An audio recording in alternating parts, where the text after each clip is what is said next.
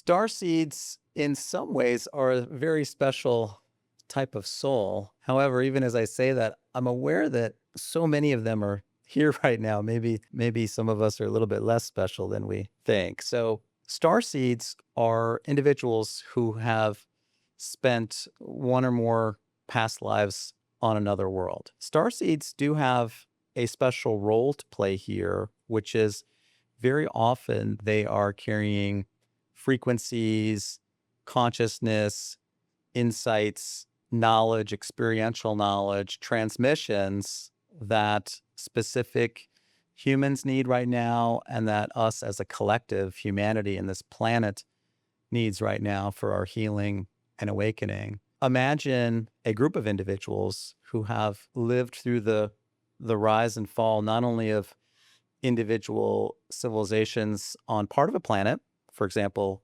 like on this planet, but actually the extinction of worlds or the transition of an entire planet from struggling with shadow and suffering and having a universal awakening and a moving entirely into the light. There are starseeds here right now that have lived through both of those potential endings that humanity is facing right now, and they're carrying that experiential knowledge, that frequency, that embodied transmission of knowing. Here's certain areas to focus on or areas to have breakthroughs to support the universal healing and awakening of humanity. And on the other hand, warning, warning, here we can see some things that are reminding us of when we were on a world that extincted ourselves. So we can be holding up a big warning sign and steering humanity in a different direction. So starseeds have a very important role to play here in the overall process of human awakening, and also at this specific critical juncture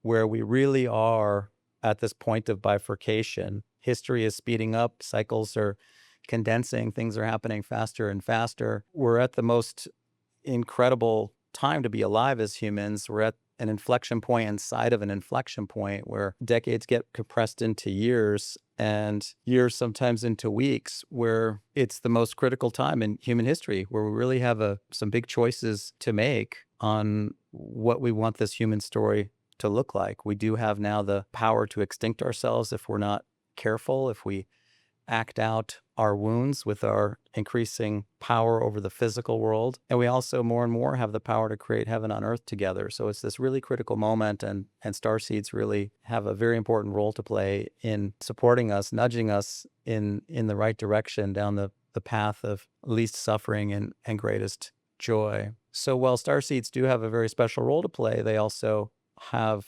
oftentimes certain challenges or somewhat unique challenges. I remember the first time I met someone who I could see in their most recent past life, they were living on an enlightened world, that they were really struggling adapting to the human nervous system.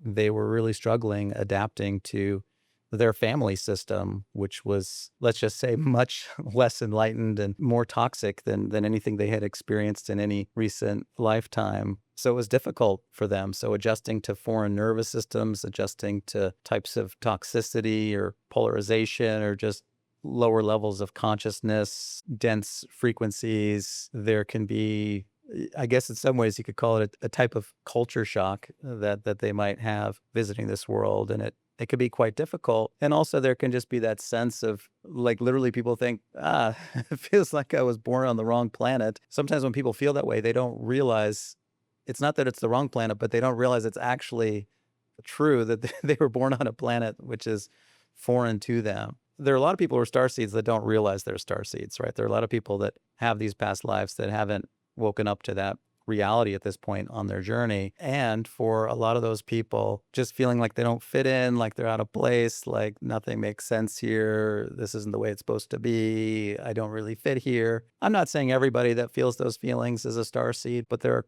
quite a few people who feel that way, who are in fact starseeds and maybe haven't woken up to it yet. I'd like to share a couple experiences I've had working with starseeds, where I remember one of the very first times I was working with someone who had past life memories, non-human, non-earthly memories. I mean, it was straight out of sci-fi. They were in an intergalactic battle. They were a destroyer of worlds with advanced weaponry. And, over the years, working with a lot of different star seeds and groups. There's been any number of times where I'll be facilitating a group and I can see the extinction of a planet. I can see the moment where the lights went out. The reality is, in the years that I've been working with individuals like this, I've seen a fully enlightened world only one time. And I've seen the extinction of worlds far more than that, maybe 15 or 20 times. And of course, there are physicists and theoretical physicists who talk about that advanced alien civilizations, there's a pretty good likely they're going to extinct themselves. They're going to get to a certain level of technological development and extinct themselves. So, in the scientific community, in a very specific niche in the scientific community, there's a theoretical understanding of technological prowess increases, so does the risk of extinction.